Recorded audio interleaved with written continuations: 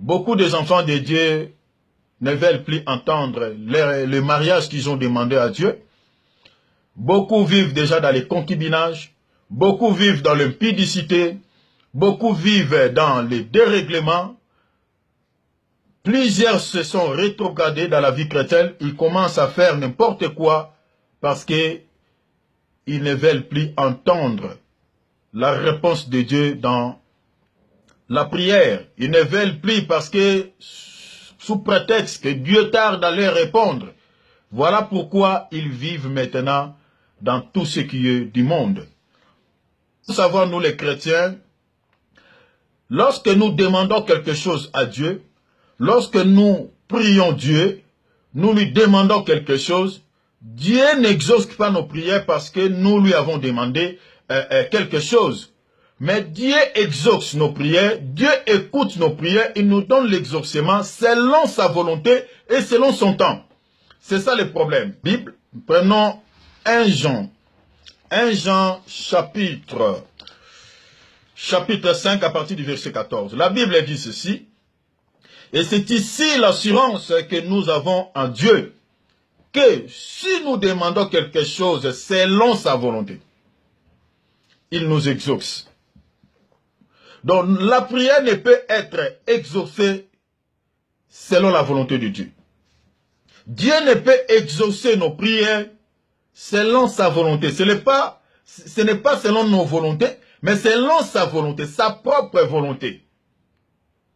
Et selon son temps, comme la Bible nous dit, nous révèle dans les livres de Ecclésiaste chapitre 3, verset 11e. Donc Dieu nous exauce selon sa volonté et selon son temps. Parce que la Bible dit, il fait toutes choses bonnes à son temps. Prenons par exemple les cas de Sarah. Selon la volonté de Dieu, Sarah devait avoir l'enfant dans sa vieillesse, pas dans sa jeunesse. C'était ça le temps de Dieu. C'était ça la volonté de Dieu. Tu as besoin des enfants. Tu as besoin de mettre au monde. Tu cherches l'enfant. Et depuis que tu as commencé à demander à Dieu, tu vois que non, l'enfant ne vient pas. Alors tu veux faire maintenant allégeance au diable pour aller chercher les fétiches, chez les féticheurs, prendre les gris-gris pour avoir l'enfant. Mon bien-aimé, tu sais ce qui va t'arriver après cela.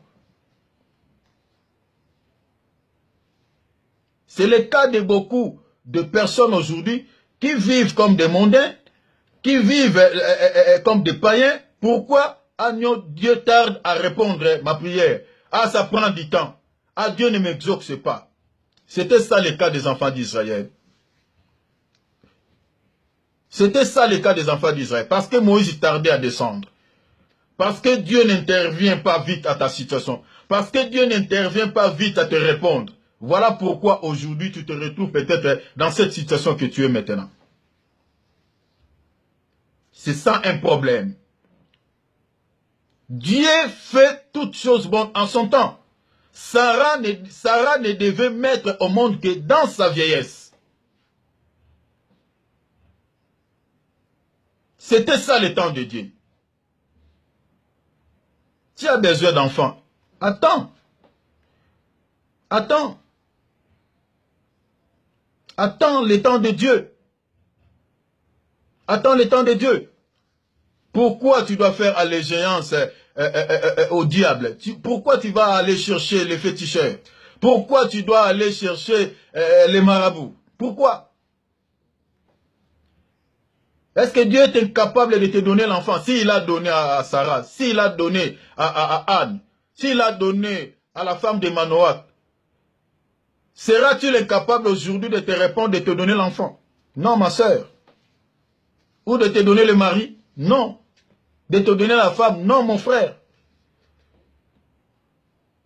Ne laissez pas que le diable puisse tromper tes pensées. Ne laissez pas au diable de puisse troubler ta conscience avec ce que tu es en train de voir à tes yeux. La Bible dit, nous ne marchons pas avec la vue, mais nous marchons avec la foi, avec les yeux de la foi. Il faut que tu puisses posséder ces yeux pour voir la grandeur de Dieu dans ta vie. Nous allons lire quelque chose dans le livre d'Habakkuk, parce que tout est dans la Bible. Nous allons lire quelque chose d'Habakkuk. Habakkuk chapitre 2. Je vais terminer. Habakkuk chapitre 2, à partir du verset 3e.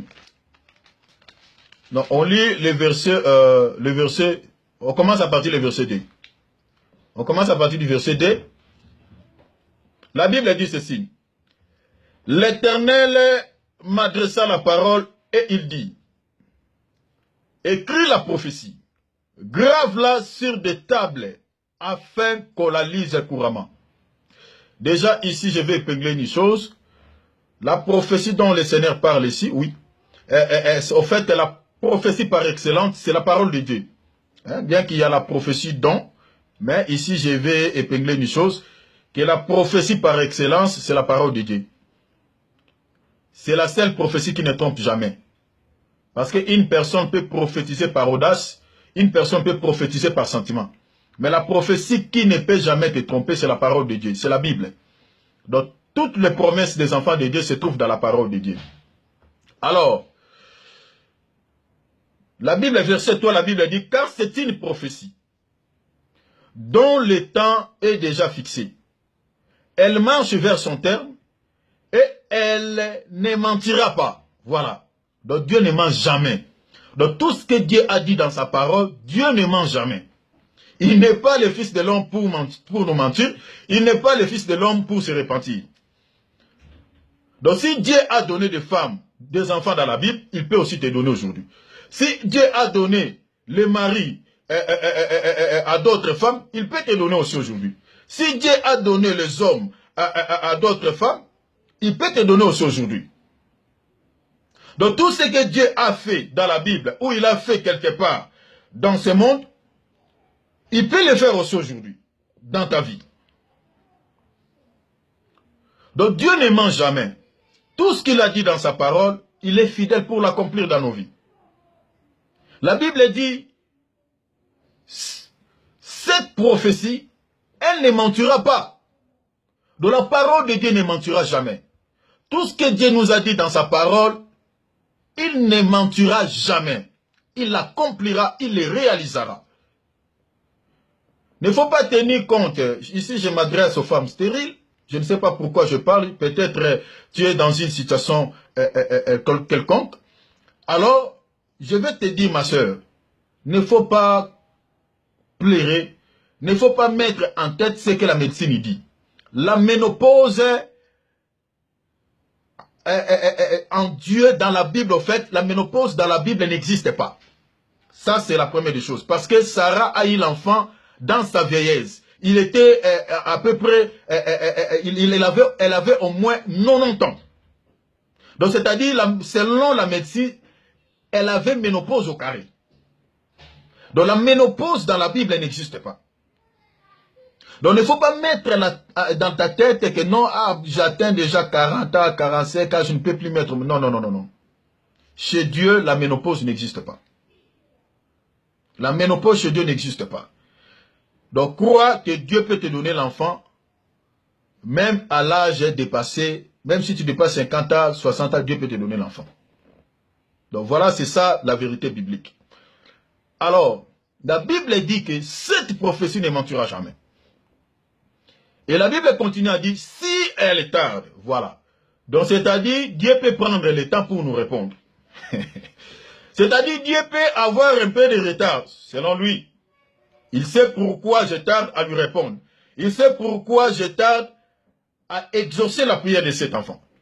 Donc Dieu peut prendre un peu de retard selon son bon désir, selon sa volonté, selon ses calculs. Il peut prendre un temps qu'il te laisse encore dans cette situation, mais il ne mentira jamais, il accomplira ce qu'il a dit. Parce que la Bible dit, s'il tarde, attends-la. Donc, toi, tu dois toujours attendre, enfant de Dieu. Donc, si tu demandes quelque chose à Dieu, tu dois avoir la patience. Tu dois attendre. La patience, c'est le fruit de l'esprit. Galates 5, 22 nous parle.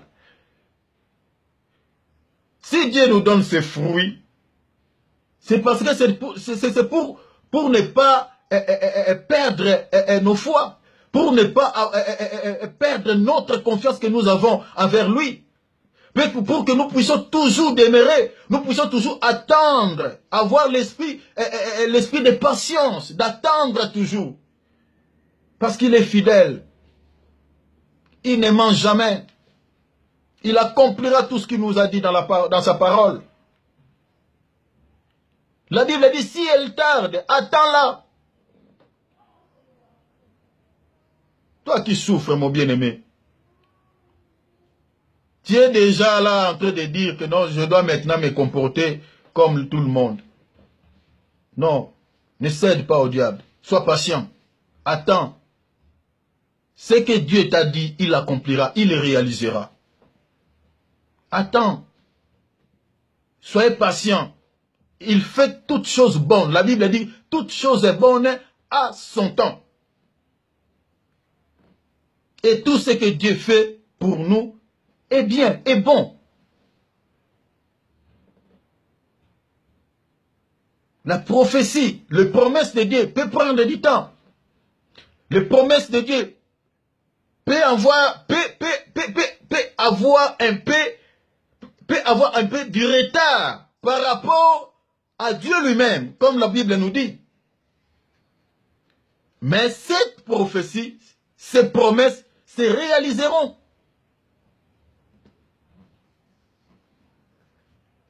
Nous devons avoir ces fruits. C'est important. Le fruit de la patience. Voilà tout ce que j'avais à partager aujourd'hui avec vous. Vraiment, nous devons avoir la patience. Nous devons attendre. Dieu nous exauce selon sa volonté et selon son temps. Il n'agit jamais en avance et il n'agit jamais en retard. Mais il agit selon son temps. Vraiment que le Seigneur de gloire vous bénisse. Au nom du Seigneur Jésus-Christ. Soyez encouragés, soyez fortifiés. Persévérez toujours dans la prière. Demandez la faveur de Dieu. Que la grâce et la compassion de Dieu sur ta vie